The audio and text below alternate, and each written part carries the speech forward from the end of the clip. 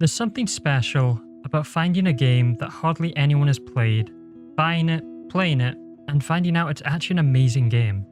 And I recently had this experience with a horror game I know no one watching this has played, since it only has 26 Steam reviews at the time of the recording, and is brand new, so unless you're one of those 26 people, which I doubt you are, but if you are, hello. But yes, the You Have Never Played title, it's always a banger. But for once, I'm positive that this is a horror game that you have never actually played, or probably even heard of. So I'm not lying this time. If I ever use the, you've never played title again, well, there's the slim chance you might have, but hey, it's a catchy title. However, today, we are going to be going through the tragic horror tale that is Unsought. Now, what is Unsought? Well, you're gonna have to watch the video and find out, duh. But think the atmosphere of Silent Hill with Japanese mythology. And if that's got you excited, well, I think you're really gonna enjoy this one. And the story it tells. I was honestly shocked at how much I ended up liking this game. So hide and get drinks, get food and snacks, but make sure you don't eat all the food. And if you enjoy this video at any time, there's a like button and you can leave a comment if you want, and subscribe for more long form videos on games. If you're a returning viewer, welcome back, and if you're new to the channel, welcome. Though, I must warn you, this tale is one that will unsettle you in a different kind of way. Not particularly in the way of gore or violence, though it does still have that, but in its atmosphere and isolation. Yet it's also a story of discovery, emotion, and tragedy. It will tug at your hearts and intrigue you with its Japanese mythology, folklore, and warnings about the spiritual world. So if you are ready, let's together get spirited away into the world of Unsought.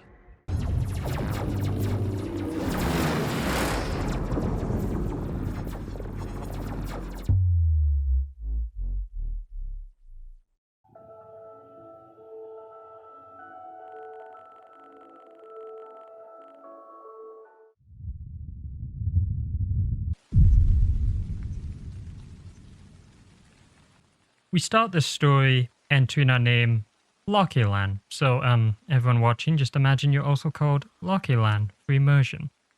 Then we begin in darkness with someone calling out Lockeland repeatedly.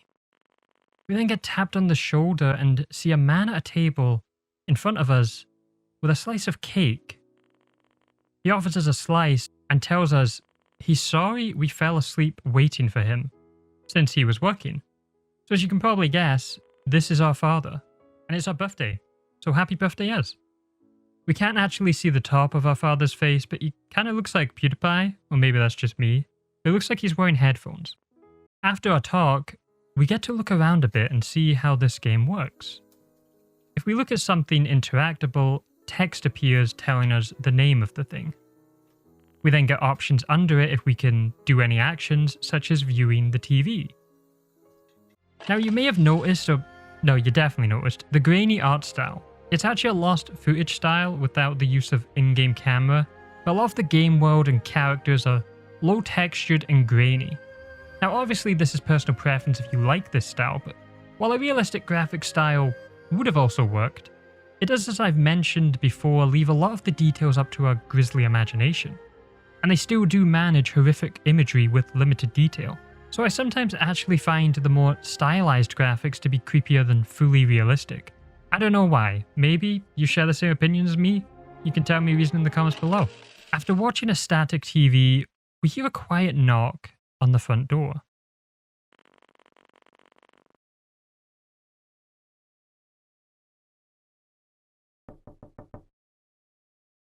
We see an ominous red sort of light in the window. The knock sounds gentle. Before answering though, we check the calendar and it's October and it's also our birthday. We already know this from the conversation with the dad. Speaking of, he's in the kitchen putting away dishes and doesn't hear the repeated knocking. The front door also has the red glow all around it, and as we move closer to it, the knocking gets more aggressive, irritated you could say.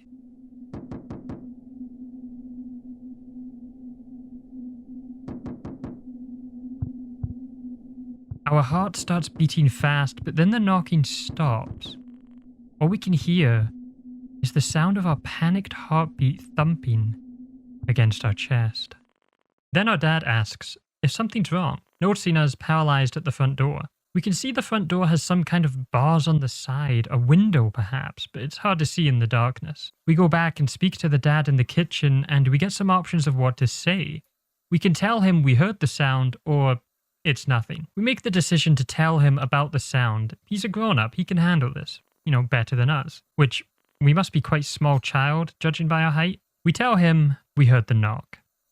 He finishes up the dishes and says he's going to head and check it out. But before he finishes the dishes, we hear the sound of the door unlocking.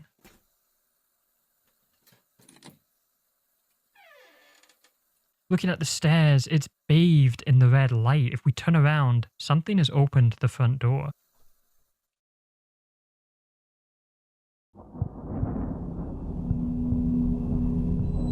We turn around, and we see a little girl peering through the gap of the door. We look closer, and we can see her face resembles a dead corpse with blood pouring from her eyes and tear marks, but also a mouth overflowing with blood as if she's ravaged some fleshy meat. Then lightning flashes, and we see grinning, floating heads of a pale woman with soulless jet black eyes and such an unnatural grin, making what appears to be the sound of bugs. We then hear the words, "Ready or not?" We fade to black and then hear dripping water, and our eyes open to be in a completely different place. We see sun, but we're also surrounded by rock. We then hear the words again as a faint voice, "Ready or not?" We think to ourselves that we might have played hide and seek and fell asleep, and appear to be in some sort of cave. We clearly don't remember the door incident. We have the option of calling out to a friend. We can't not choose it. We yell where we are, but we don't hear our friend respond. We go further into the cave, and there's a puddle of water. We don't know how deep it is, and we don't really want to find out. We exit the cave, and it seems to be late evening, almost night, but we still have the peaceful presence of the sun.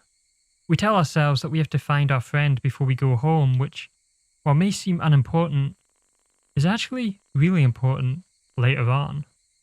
We hear the sound of cicadas, and then we decide to start heading back to our home, which is in the Japanese town. Like in the house, the player can only move screen by screen. We have a full 360 view though, and can move around and look at things. For some people, they may like the freedom of movement in horror games, but there's something about the limited movement that almost feels like a dream. You know when you have those nightmares and you're getting chased, but you feel like you're running in slow motion? It kind of has a similar experience to that in this game. We head further down the path towards the town, passing by houses and trees, but we start to feel foggy and remember less of where we are going. We start having a panic attack as we start to think how we can't remember what we were even doing to end up in that cave, and anything about the previous day. This acts as a tutorial for us to look in our inventory to help jog our memory. We have a 10 yen coin in our pocket described as lonely, and a notebook which acts as the instructions for the game, and a note to ourselves saying fireworks show 7 PM to 9 PM, rooftop, don't forget. We then view our name tag to try and remember our own name, but we can just see our class number 31. But our name, it's smudged and unreadable. We now realize we can't remember our own name or even memories, and we can't even remember our sense of self. We keep walking on, not knowing what to do or what to even think. We keep on walking before we find a large bridge. Crossing it, we see two pathways that we can follow. It's split into two with the left and the right path. An information board tells us that left will take us to the city park, and right to an intersection. We try going to the park, but remember this isn't the way to the town, so we don't actually have a choice here where to go. Walking down the walled street, a chime sound plays over speakers.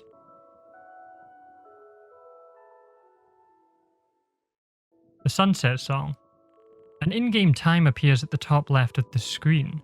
We keep walking on, but then notice that time is progressing in this game, which is never a good sign in a horror game. We carefully walk past the puddles on the pavement and spot a sign on a pole. Inspecting it, it's a missing persons poster.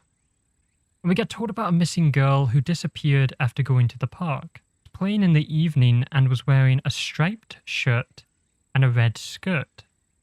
So if we see a striped shirt, well, we might be able to find them, or maybe they found us in that case. What we do gain from this, however, is that the park seems to be dangerous in the evening. So let's not go there if we can. Exiting the alleyway, we find a large street, the sunlight reflecting on the Japanese houses and a lot of telephone posts lining the pavement. We follow the road and arrive at an intersection and spot a building with 2 red lights. Something we notice here is the complete lack of any living souls.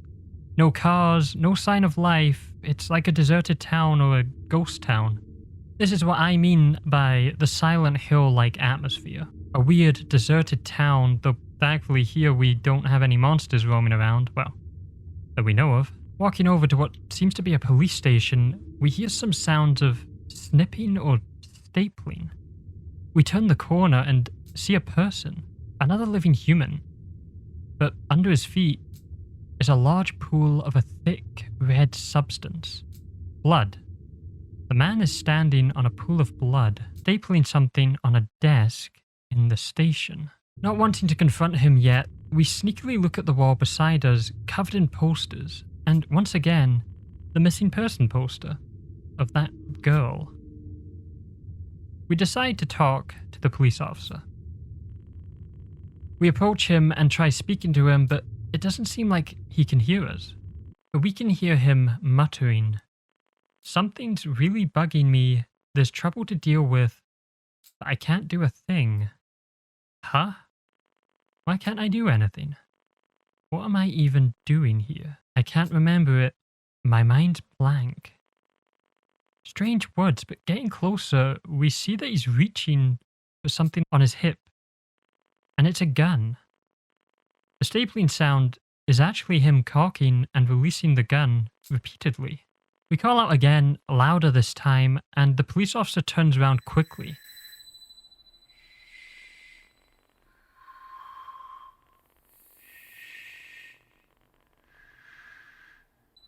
And his face has the blood pouring out his eyes like tear marks and black, soulless eyes and pale grey skin. Copious amount of blood is slathered on his white shirt. We have 2 options and a timer that appears, answer him or run. Despite his appearance here, the officer hasn't done anything hostile yet. So I thought, let's try answering his questions. Something I would normally never do in a horror game when, there's a monster in front of you. Or, a zombie looking dude. The officer then asks us, where do we live? The map we are shown doesn't ring any bells in our head, and the officer's zombie-like bloody face gets closer to us. The sight is too much for our eyes, so we take our chance and run from the police station. The officer calls for us to wait, but we are hiding behind the bus stop outside. And outside, it seems the scary police officer isn't following us. Or maybe he can't even leave the building. Things are getting even stranger now. The first living person in this town, and they barely look like they are living, sharing a similar face to the creepy child in the doorway at the beginning, but right now, we don't actually remember that situation. We read a magazine on the bench, the Urban Legend magazine, which is a special feature on the phenomenon of being spirited away, where children disappear without a trace to then never be seen again. The explanations behind this being children accidentally entering or stepping into places of divine significance. Children specifically are said to have a weak mental connection to the living world and are sent to the land of Tengu, or the underworld. The article, however, states that this is also an excuse used to explain accidents or even abductions. Though it is said some children will just disappear out of thin air. Spirit Away is part of Japanese folklore, which this game is heavily based on. It usually refers to a person who has angered spirits. Or you can think the amazing movie Spirited Away. In Japanese it's called Kami Kakushi. which is a combination of two words, kami meaning god or spirit and kakushi meaning hidden. In essence, it describes someone being taken by the gods, concealed from the human world, and drawn into a supernatural domain. Those who vanished were believed to have angered a local spirit, but the belief was that a person could accidentally wander into the domain of a god or spirit, often by crossing through a sacred place without the proper respect or just not realizing it. This thin boundary between the mortal world and the spirit world created a sense that anyone at any time could simply vanish. In Japanese folklore, the underworld is called yomi, but it's not exactly the same as what people may think of hell or Hades' underworld. Yomi isn't a place of punishment or a peaceful rest. It's pretty much just a dark, gloomy place where the spirits of the dead reside, a less vibrant and lively version of the living world. From this, you may get an idea of where this story is heading. We walk up some stone steps and find a Jizo statue in a small shrine. Jizo in Japanese folklore protect the spirits of children who have passed away, but also are known to protect travelers. In Unsought, these act as the player's save areas. We pray to save and record our memory. We then walk up the stairs and inspect a vending machine. Inside, we find 4 10-yen coins. Now our one isn't lonely. Turning around, we spot a candy shop. We go inside and look around, and there's various different sweets. 50-yen chocolate, an onion snack, which doesn't sound good. Cola candy, which does sound good.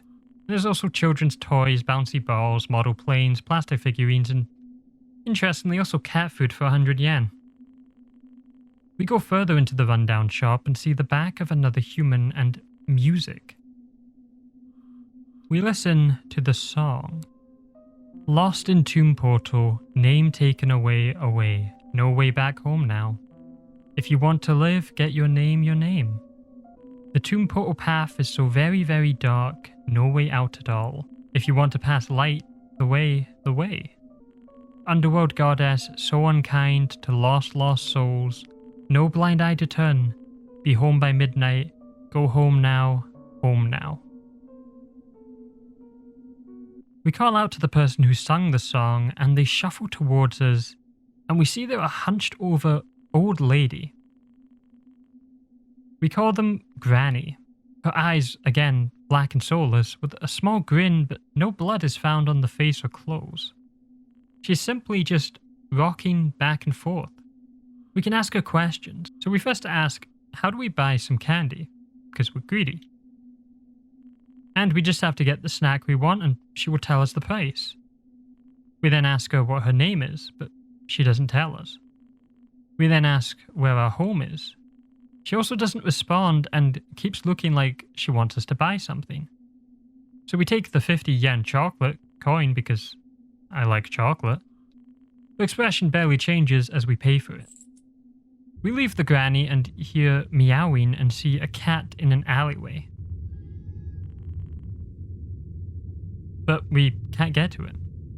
I really regret buying that chocolate coin now and not just saving the money for the cat food. We walk up to the shrine that's at the end of a very long pathway with unlit lanterns. Inspecting the inner shrine, there's an offering box. We pray with one of our 10-yen coins and have the option of hoping to find our way home, seeing our friend again, or to get smarter. Our focus right now is on home, so we pray for that, but nothing happens. We take a look at the standing sign beside the shrine and can barely make out the words written, but do manage to make out old comb, side shrine, said to be used when the morphed Izanami in Yomotsu Kamiki came across. These words and phrases and names will make sense later on. Leaving the shrine, we head over to the park where the missing girl from the poster went, well, missing.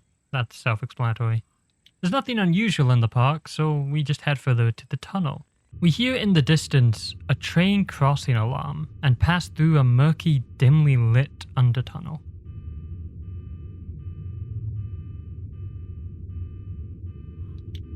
We find another Jizo statue and save. To the right is a paddy field and a residential area. Nothing here looks familiar to us though, and we can't interact with anything, so we head back with the sun almost set by now. Heading back, we go to the source of the sound and it is a train or railway crossing. But we haven't ever seen a vehicle in this place, so do trains even exist here? With it closed, we decide to not risk crossing it. But suddenly, the time hits 6 o'clock, and we hear the sunset chime again.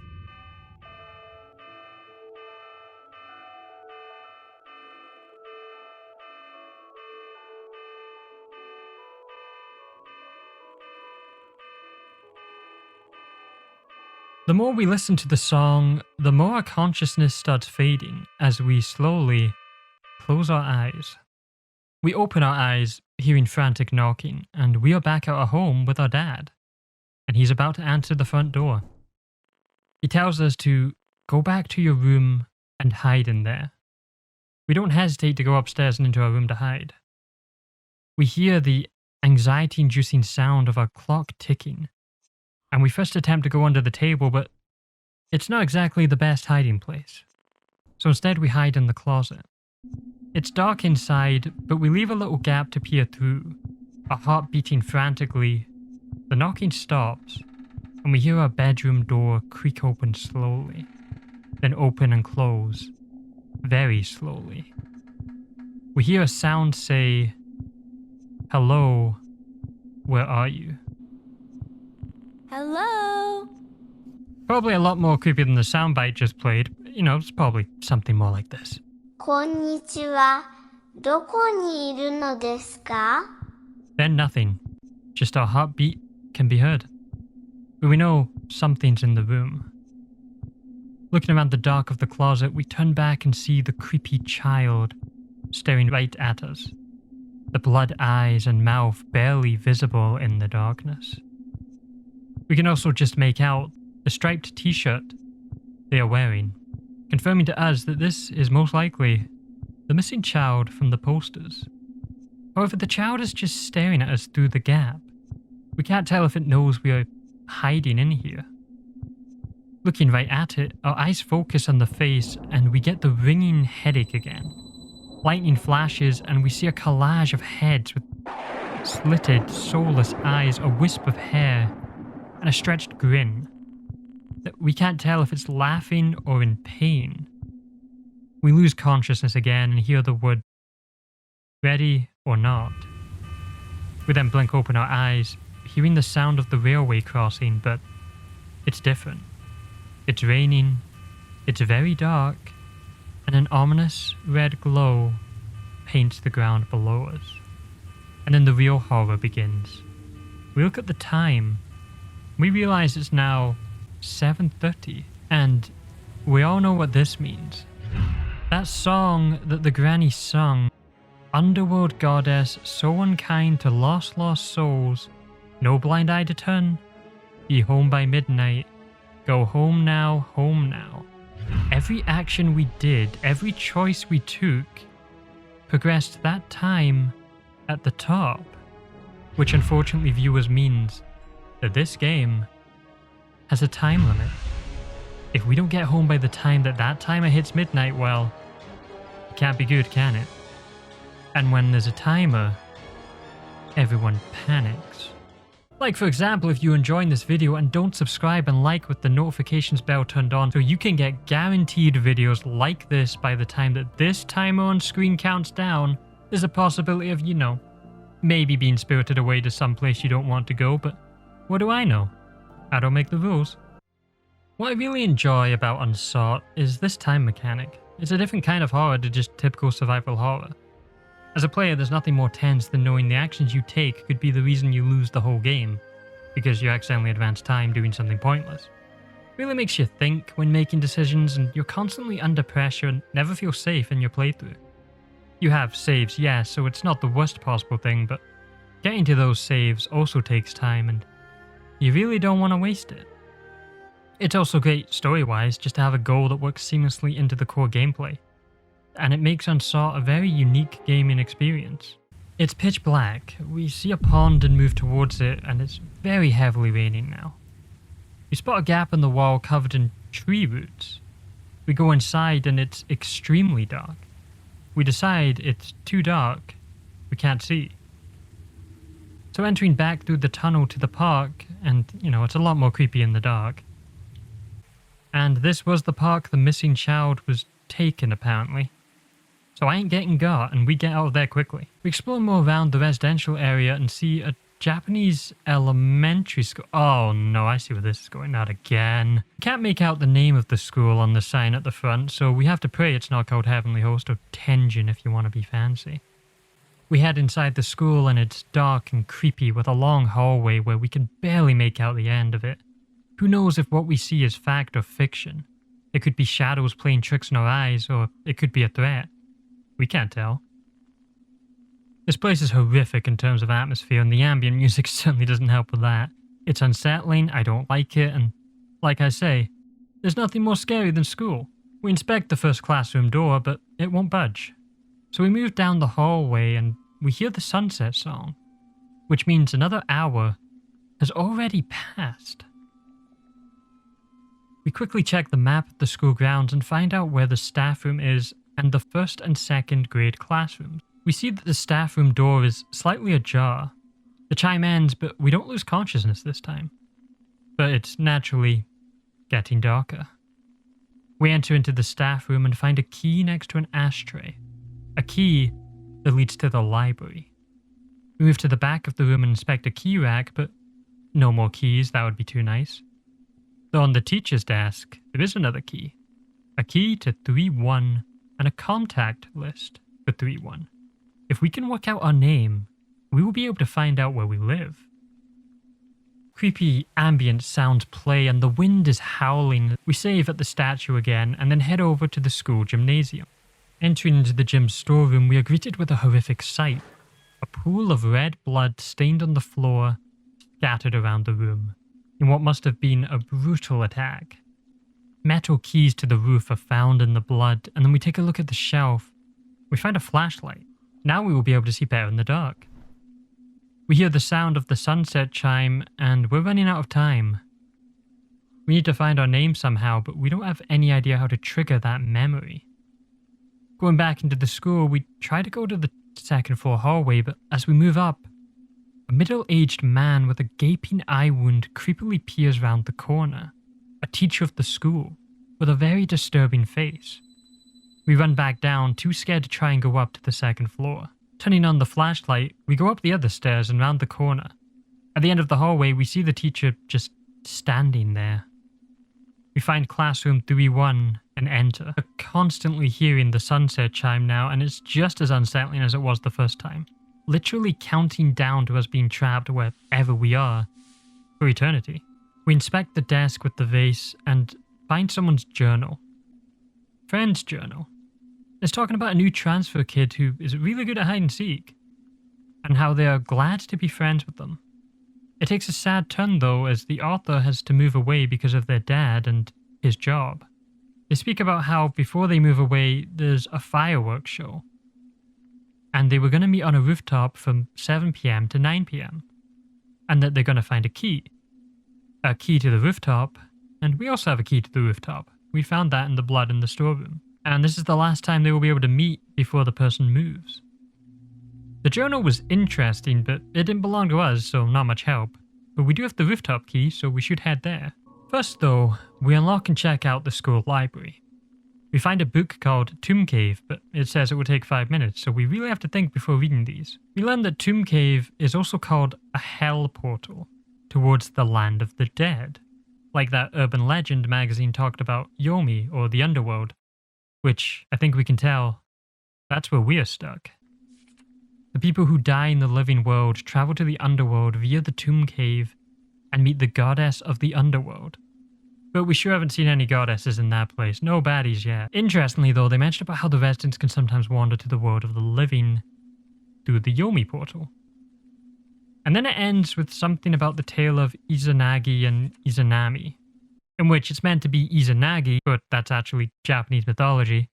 But anyway, I'm sure this book isn't not important. But you know what, let's talk about that random tale that has no significance to the story. Izanagi and Izanami are central deities in Japanese mythology, playing a foundational role in the creation of the world and its divine inhabitants. The story is detailed in ancient texts like the Kojiki and the Nihon Shoki, which are key sources of Shinto mythology. I pray I pronounced that right. As divine beings, they were tasked with creating the Japanese islands and populating the world with gods and life.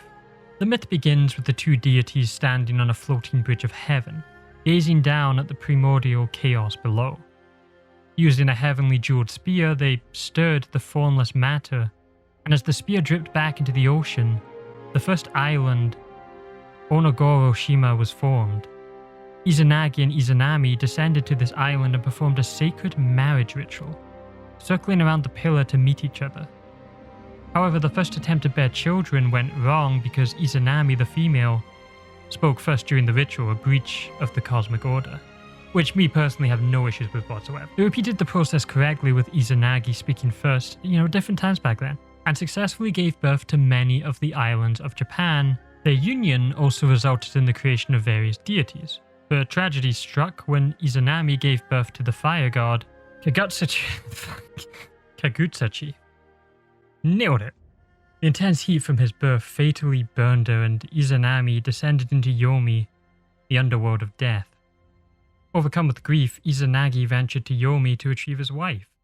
But when he found her, she had already begun to rot, becoming a terrifying figure of decay. Despite Izanagi's pleas, Izanami refused to return to the living world. Izanagi was horrified by her state. He fled from Yomi, with Izanami pursuing him in anger. He basically called her ugly. He eventually blocked the entrance to Yomi with a boulder, severing the connection between life and death. This separation marked the final division between the realms of the living and the dead. Izanagi then performed a purification ritual to cleanse himself of the impurities from Yomi. And during this ritual, he gave birth to several important deities from his body, including Amaterasu, the sun goddess, or the wolf from Wakami, one of my favorite games, which will probably have its own video on this channel, so look forward to that in the future. Tsukuyomi, the moon god, and Suzanu, the storm god. These three deities would become central to Shinto. The story of Izanagi and Izanami represents themes of life and death, and it highlights the sacredness of creation and the inevitability of death, and the importance of purification. We leave the library, not checking any other books, because why bother? And I'm sure there's nothing important in any of those that will make me backtrack and waste my time later on. That'd be crazy. And instead, we enter the roof. We see a small moon and a clock, but at the back of the clock seems to be a child figure sitting down, arms on knees. So, actually, I guess he's not sitting. It's here that I realize that this kid is the one who owns the journal, waiting for their friend. Then I look in my inventory and see something I hadn't checked since the start. A note to myself saying, fireworks show 7 p.m. to 9 p.m., which means we are the friend the journal was speaking about. And in front of us is that friend of ours. So why is he here of all places? We have the option of approaching slowly or not going at all. And prepare yourself for this. We turn off the flashlight and approach the child nervously. Everyone we have seen here has been creepy and injured and horrific. And as our friend slowly turns around, he's also very injured with the blood dripping down his eyes, with 2 large eye wounds, and the left side of his t-shirt absolutely soaked in blood. He says, "Yay, I got to see you again." And tries coming closer, but loses balance and falls towards us, and we are very close to his face now. Despite the injuries though, he's smiling, and it's not unsettling or creepy, it's just happy. He sits down beside the clock, now too weak to stand. He holds our hand and apologizes, and he gives us a photograph of 2 young children playing together. One of those children is us, and with this photo, a memory comes to us. Our name is Loculan, since we put that at the start. Our friend who is in the land of the dead has just given us what we need to escape this place. Our name, and what a fine name it is if I do say so myself. Our friend tells us he was so glad he could keep his promise to see us one last time. He tells us to hurry up and leave this world. We don't belong here. We say goodbye with him, saying we will meet again someday.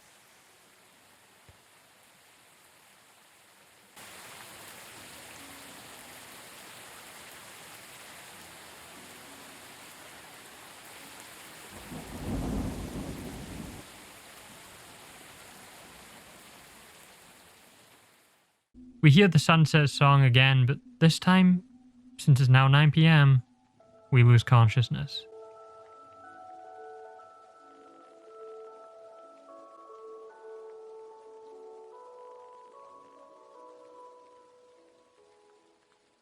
We open our eyes and are back hiding in the closet. I mean, we were caught great at hide and seek from our friend. We hear the unnatural sound of growling, then silence, before hearing the door open, and a chime of some sort, or a doorbell.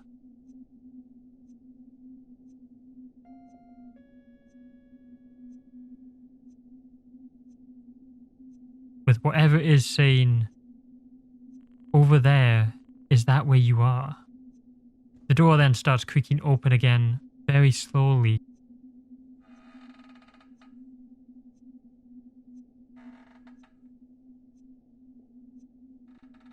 Peek out the closet gap and we see a man lying face down in a pool of blood. Thunder and lightning flashes outside as we take a closer look and we start shaking. Uncontrollably. Since that man lying there is our dad, dead.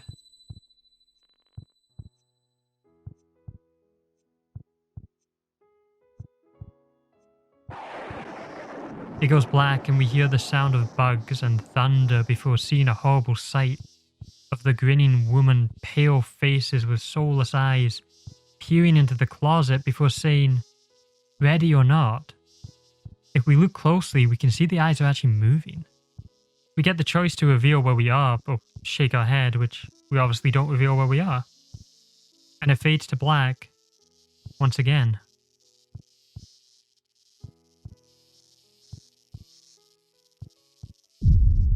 We open our eyes blinking and it's gotten even darker, as the time is 10 p.m. 2 more hours to escape.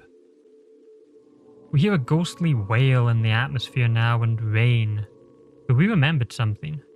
We were hiding in the closet like our dad told us to. Unfortunately, we saw our dad collapse dead in a pool of blood, but at least we remembered that, I guess. Ooh. The flashlight is now necessary to even see now, and even then, it's still quite hard to make out anything. With our name, we go back into the staff room and check the register. Looking at the contact list, we find our name and the address. We live in a house behind the paddy field. We've been here before, well, yeah, obviously we've been there before we lived there. But in Yomi, we've been to it as well. We just didn't know it was a home. Going over, the world is shaking now, and as it gets later, time is going by very quick now. We see our house and go up to the door. We are greeted with an odor that smells like vinegar and metal, so blood. We can call out that we are home, but we choose not to since we don't know what could answer us. We use the answering machine and hear the message from our dad saying he will be back before midnight. We go upstairs and see 2 rooms, our room and our dad's room. We go to our dad's first. The light is still on as if someone was just in this room. We check his work clothes hanging up and find 4 10-yen coins. Then we look on the desk and see our dad's journal. Reading it, he speaks about us and how we had to change schools due to his job, but he's really happy that we made a friend. He speaks about how we are always playing hide and seek and probably hide in closets. Seems very specific, but you know, he's right. He then talks about how our friend is moving away, but they were going to a fireworks show, and he's worried about them going on their own. The next page is blunt. Our friend was killed by someone on the day of the fireworks show. And we ourselves knew of this, and were traumatized. And we never went to that show. Our dad then took us to the tomb cave just on the other side of the railway crossing. Tomb cave, the one we just read about being a passageway to the underworld. A fact our dad jokingly told us, and that's all our dad said. We go into our room and spot another pile of blood, and it's at this point that we are starting to understand what happened. The pile of blood that we find in this place is where people have been killed, you know, naturally. But the people we are speaking to are the owners of that blood. Our friend was killed in the gymnasium. Our dad was killed here, and well, we will find out about the others. Now it's actually here where I lost the game. I took too long and should have checked a book in the library, so I'm going to load an earlier save at this point, but yes, I didn't actually win first try, sadly. Also, really recently this game is getting updates, and got an update that actually lets you tone down or just completely remove the grain look. So in this next part here, I'm going to show you a missable dialogue that I missed because I thought the creepy things were enemies, but it's actually pretty important to the story. So there's also no grain in this video. I don't actually know if it's better or worse. The actual identity of the game for me is kind of tied to the grainy look, but you can tell things are more clear without it. I don't know, it's personal preference, but obviously this update was added after I finished the game, so after this it's going to go back to grainy. But here we go. We leave the house and spot a man by a lamp post wanting to speak to us. We approach them and it's the teacher. His face is very mangled with severe injuries. He tells us, "So you're the only survivor. And that I'm so glad you're still here." And he says he has no more regrets and disappears in a thunder flash. Lightning flash. What's a thunder flash? It's at this point I realize a twist of the game, in which it's very unique. The so-called monsters and scary people in the story, they aren't hostile, or the people we meet aren't. They're just victims who have died and become spirits. So all those times we ran away and were scared, like in the school, it was just their injured face. But they were actually trying to help us the whole time. It's tragic, but it really makes the game memorable, and your first time playing through is very different to the next when you know this fact. We go back to the police station and find a note on the ground talking about a victim of a child murder case, aged 8. The body found in the gymnasium storeroom of Y Elementary School. So it starts with a Y. The cause of death due to lacerations to the neck, with horrible injuries and body parts missing. They described the state as if a wild animal got to him. So this was our friend who died, and the blood we found in the gymnasium was his. So we know our dad's blood, our friend's blood, and the police officer in his station had the pool of blood under him, so that must be where he died. I actually don't know if I found where the teacher died though. But something or someone has sure killed a lot of people. Alright, back to the green filter. Heading back to the candy shop, we buy some of it, and after we have bought an item, we can actually ask the granny something. She sort of helps you if you get stuck, which is very easy to get stuck in this game, so I'm really grateful for this. We ask about how to get out the gap in the wall or tomb cave since it was too dark to go through, and even the flashlight is not enough. She is somehow surprised we want to leave this place, but tells us to go back to the library and look for a book. So we head back to the library, but on the way, the sky is now an orangey red with light peeking through. What should be less scary than the dark of night is somehow worse, with an ominous red glow and a visual reminder that time is running out. We find a book in the library about Izanagi and Izanami. We remembered the story from the magazine. We learn an abbreviated version of what we explained earlier about them, in that Izanagi went through the Yomi portal to see his dead beloved wife, but entered a dimension of darkness known as Yomotsu Hirasaka. I hope I said that. He was lost in the darkness but broke off a tooth from his comb and set it alight to find the way. He then found his wife, but she was decaying and had become the goddess and ruler of the underworld. So, not a baddie. Well, still a baddie, but we hoped for too much. His reaction was to throw various objects at Izanami as he escaped into the world of the living. When he returned though, he built a shrine to worship her. We find money inside the book, but as we head down the stairs, we see a large figure with the white grinning faces and a tail. The faces twist and turn and blink, and then it disappears. This thing or creature is hunting us and stalking us. For some reason. We go back to the temple and the lanterns are lit up green now. We inspect the inner shrine and pray with the 10 yen coin. We pray for a comb and miraculously, the shrine doors open and we enter. Inside are flowers and a wooden stand, and on the stand, an old comb. I mean, what are the odds? We look at the painting and it's of a woman. It's creepy to us, but from the tale we know that this is the shrine for Izanami, the wife. And this painting, well, it must be of her. So we just called the goddess of this place we're in creepy. Yeah, that's not a good idea. But this also means that this comb must be the one Izanagi used to light his way. We head over to Tomb Cave and pass under the tunnel, and the police officer is sitting under it. He's muttering something, so we get closer. He remembers how he died. He went to our house after the teacher dialed a report, and when he got there, everyone was dead. So the teacher might have died in the same place our dad was killed. He says it killed them. Not a clown, not a human, but a creature.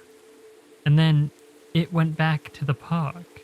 So the it must be that creepy missing girl at the start of the game.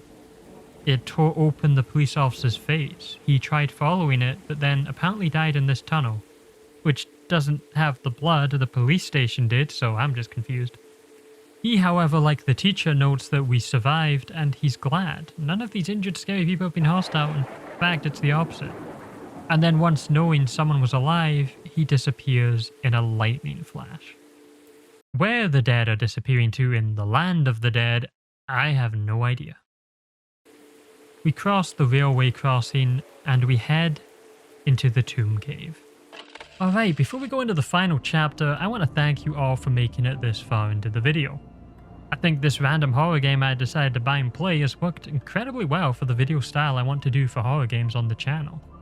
And if you've been enjoying and liking the video so far and were so engrossed, before we continue on to the final chapter, now would be the best time to stretch, get food, drink, piss, or whatever you do, and look forward to the final chapters of the story.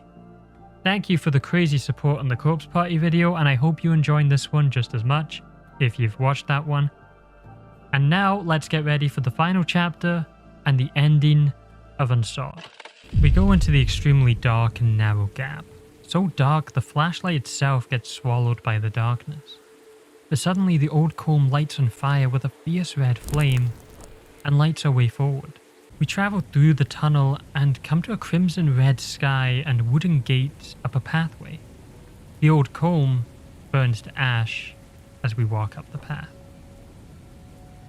We move over to the fallen pillar and suddenly lightning flashes, and in front of us into the distance is that horrible creature of decay and white grinning faces who we now know is the rotten body of Izanami. We hear that cricket bug sound when she is near as well. We quickly make our way over to the shadows of the twisted tree. That sounds like a great book title. Izanami slithers up and her many heads start scanning around the area, clearly feeling our presence. The sky is bright red now, but darkness still covers the land, and rain from clouds that don't appear to be there. Izanami fully comes into the light now, and we can see her form up close. A flesh fly head with big red eyes, encase her many faces with insect legs or spikes across the back of her slug-like body, which must just be darkened, rotten flesh slathered on top of each other, folded in to make that slug body. She slithers up to the log, and we sneak behind her, holding our breath while she looks the other way. We make it to the vending machine, but as we do, one of the drinks falls from the machine, making a clattering noise. This alerts her attention as she turns to look at us. We quickly pick up the can of juice and throw it to create a distraction. The sound causes her to look the other way. In doing so, we find shelter in an inner shrine. Staring at her from the gap in the door, she's covering the exit we need to go past.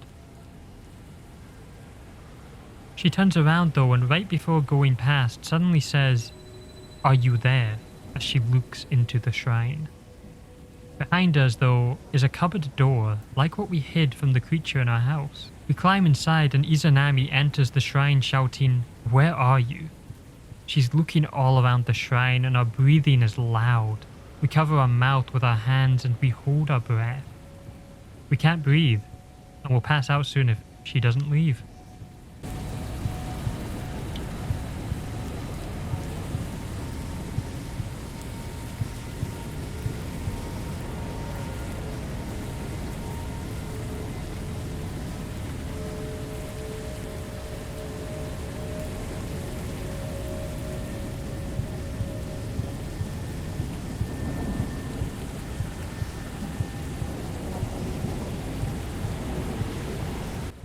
Finally, though, she says, "Not here," and she leaves the shrine.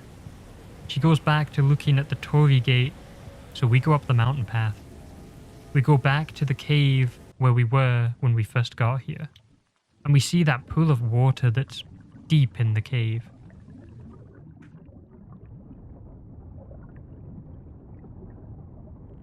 The whole cave suddenly begins to shake and we hear a loud noise. Turning around, Izanami has followed us and says, "Found you," which reverberates inside our head. She's blocking her way out and a black hole forms at the center of the pool in a whirlwind that spins around. It's certain death to jump in it, but we don't really have another option unless we want to face Izanami. So we choose to dive into the whirlpool as we had no better choice. We look up from the water and see the faces of Izanami peering down at us as we drown.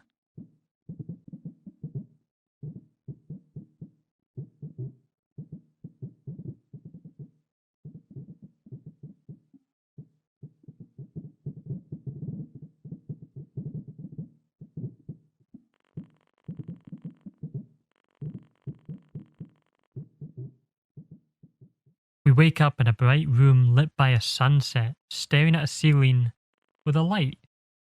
We lift our head and appear to be on a bed in an unfamiliar room. Outside is a calming orange sky and the school can be seen from the window. We hear a knocking on the door and in walks a doctor with a creepy face, but that's just his face. He leans down and tells us we should rest up, then asking us for our name. An important theme of this game. We tell him our name is Lokilan, and then we begin to cry uncontrollably as the sad main theme of Unsought plays.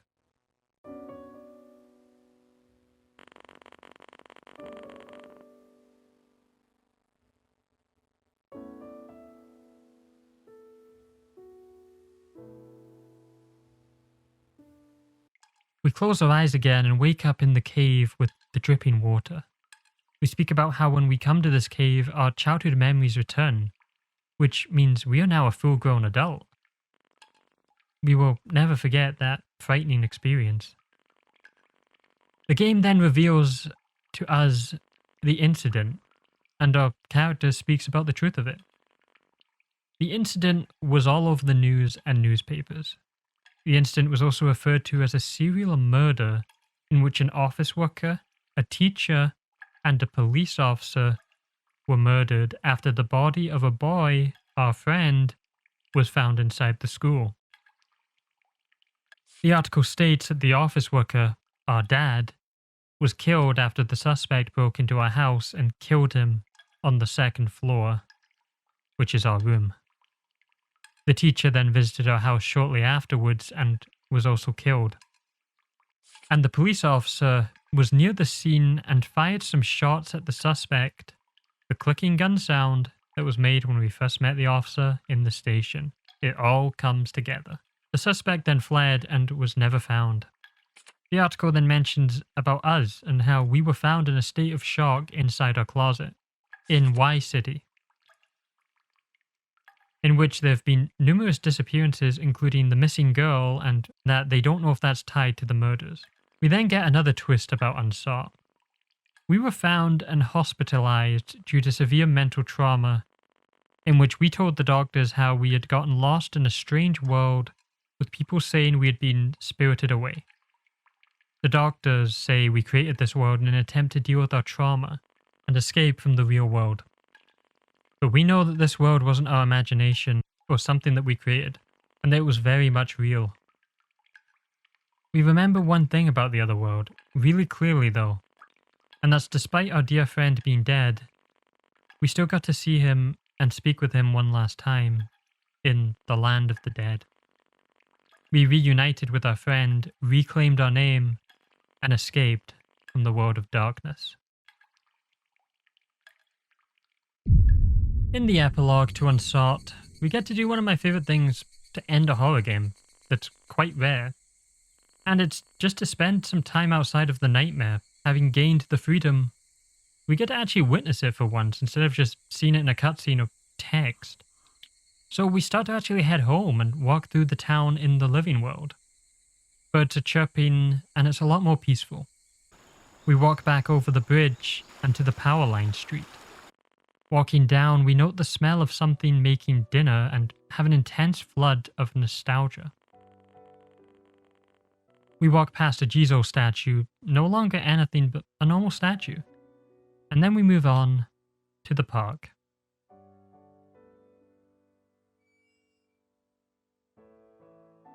It's many years later. But we hear, "Ready or not," like Izanami did. And it sounds like a child. We look around the park and look for the source of the sound, but we just find a magazine on the bench, a new issue from the Urban Legend magazine, which has been running a really long time now, huh?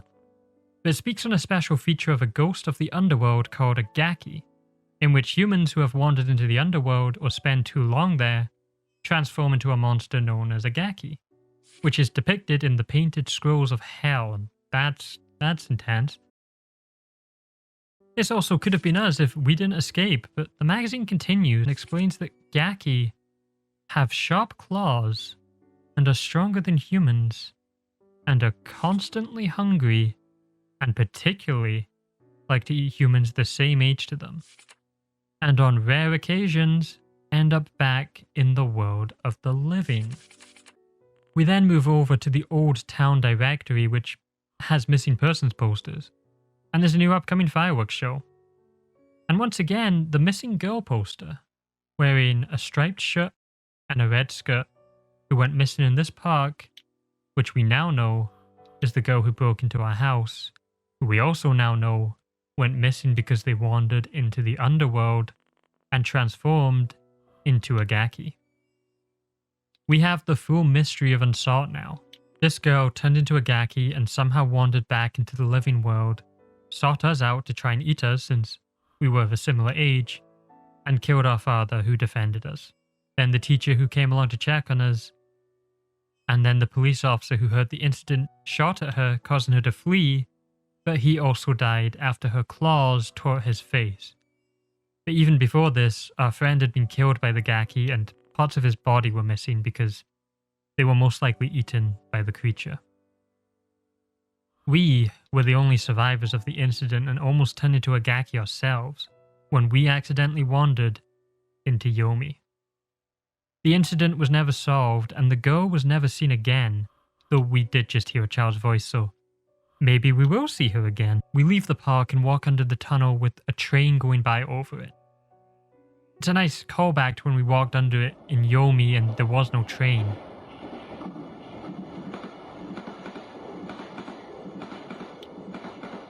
We then walk to the paddy field and back to our childhood home, which is now our adult home as well. We enter inside and say, we are finally home. Comforted by our surroundings that most people have told us that we should sell the house because of the horrible stuff that happened inside of it. But we don't want to for some reason. We are quite attached to it, and the music here is just totally earthbound. We never used to say we were home when we returned here because, well, no one would answer and that was too painful. But today, and only today, we feel it would be okay to say it. I'm home, we say in a small voice to an empty house. Welcome home. And that's the end of Unsought, or one of the endings of Unsought. A horror game that shocked me with how touching and emotional it ended up being, and a unique horror game experience overall. Now normally here I would go over the different endings, which I will do, but I'm only going to go over one of them. Because this game is severely underrated and unknown with 20-something reviews on Steam. And I think this game is a fantastic story and is really cheap, so I'd really recommend it. And if you enjoyed this video, you should support the game and hopefully the creator decides to make more of them. But for now, let's go over one of the other endings of Unsought, which I like to call the wrong end.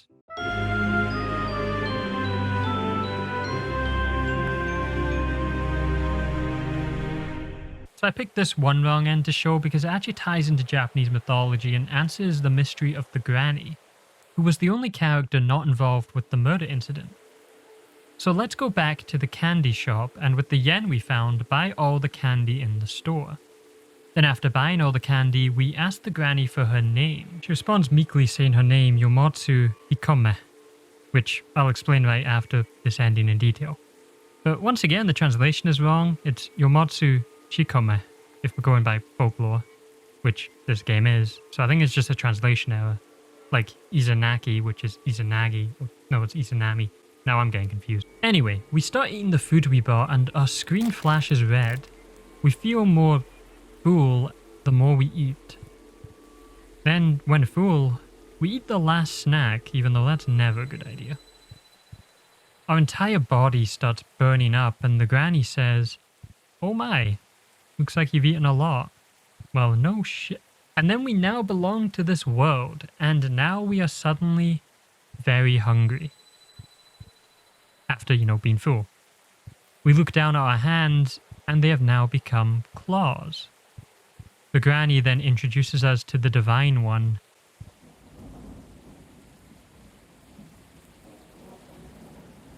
And that's it for the ending. We ate the underworld food and became a Gaki. Izanami also ate the food from the underworld, and once you've eaten the food from the underworld, you can't leave. It binds you there to the land of the dead.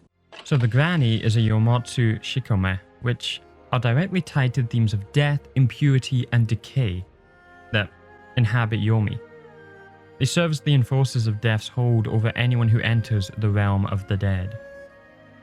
Izanami orders the Yomotsu Shikome, the demonic woman of Yomi, to pursue him and drag him back to the underworld. They also symbolize the inescapability of death and decay in contrast to the purity and beauty that Izanagi and Izanami shared in the world of the living. They're the corruption and the grotesque transformation that occurs in Yomi, and their name actually translates to ugly woman, and they're often described as hideous, malevolent creatures who embody the filth and impurity of death. In the game, they're just the creepy old lady. It's hard to say if they're really ugly or just the game's graphics make her look that way. But in the tale, the Yomotsu Shikome relentlessly chased after him, and it's basically the idea of once someone enters the land of the dead, escape is nearly impossible. They're pretty much the corruption of what was once beautiful and pure into decay and rot. And they kind of enforce the laws of the underworld. So the name reveal here for the granny is meant to be a shocking thing to find out for those who know the folklore and beliefs of Shinto. Unfortunately, it's translated wrong or was changed to be slightly different, but then other names have the correct folklore names, so I think it's just an error. Unsought is a game I had no expectations for. It was new on Steam, it was cheap, and the monster designs looked interesting. But what I got was a very unique game with a setting using Japanese folklore, a mystery with a satisfying ending, and a satisfying story overall. It's both disturbing and very emotional and memorable. And I think that sums up Unsought. It's a satisfying game in its entirety. The quality you get for the amount you pay, the ending, and the really impactful final walk back to the house after you've escaped the nightmare. I highly recommend Unsought, and there's a lot of secrets in the game I didn't manage to find or even figure out. And since it's not a known game at all, like I said, I doubt anyone who's watching this has actually played it, there's a lot of things that can still be discovered. One of the achievements is having a last talk with the father, and no matter how much I tried to find it, reloading saves, doing things differently, I couldn't get that talk with the father. So I challenge you, everyone watching, to buy this game if you can, play it, and try and solve the mystery of how to get that last talk with the dad. I have a suspicion if you talk with a friend, maybe it stops you from getting to talk, but I don't know, I could be wrong. It's fun though to have a secret in a game that isn't known, and there's no knowledge online about how to get these scenes from the people I watched play the game. They just got the friend and didn't get the dad as well. And it's an achievement, so it must be in there somewhere. So that was Unsought, a fantastic horror game that I think really leaves an impression on the player. But what do you think of Unsought? Let me know in the comments below. Thank you for letting me entertain you for however long this video was, and I would really appreciate if you made it this far to like the video, comment and share, and subscribe for more long form videos on games in this immersive style. I think this game was perfect for this kind of video, and I hope you agree. Now on to the Patreons, so thank you to James, and I'm going to display each Patreon's favourite character, and it's Pyramid Head from Silent Hill. We might see a lot of Pyramid Head in this channel. And also thank you to Amster Hollow with their favourite character being Master Chief from Halo. Thank you so much to SSG Infinite Goax for subscribing to the Patreon, and their favourite character is Yoshiki Kishinuma from Corpse Party, who we're also going to be seeing a lot of on this channel because there's a lot of Corpse Party games. So thank you so much to the Patrons, and if you want more ways to support the channel apart from liking, commenting, subscribing, you can check out the Patreon below where I've got different rewards, vocal credit, and the showcase of your favourite characters from the hero/heroine. All tiers also have an audio-only downloadable version of the video to listen to when you don't have access to internet or, whatever the occasion. You can also check out my Twitter where I talk about games, mostly Final Fantasy VII at the moment. I'll also be making trailers for upcoming videos on that Twitter. Or X. We all know what that means. Once again, thank you for watching the entire video. Check out these videos and playlists for more long-form games, and stay tuned for what's coming next in the really near future. If you like this video and are new here, I hope you stay, and if you are a returning viewer, then you're here forever unlucky. Heaven? Not quite.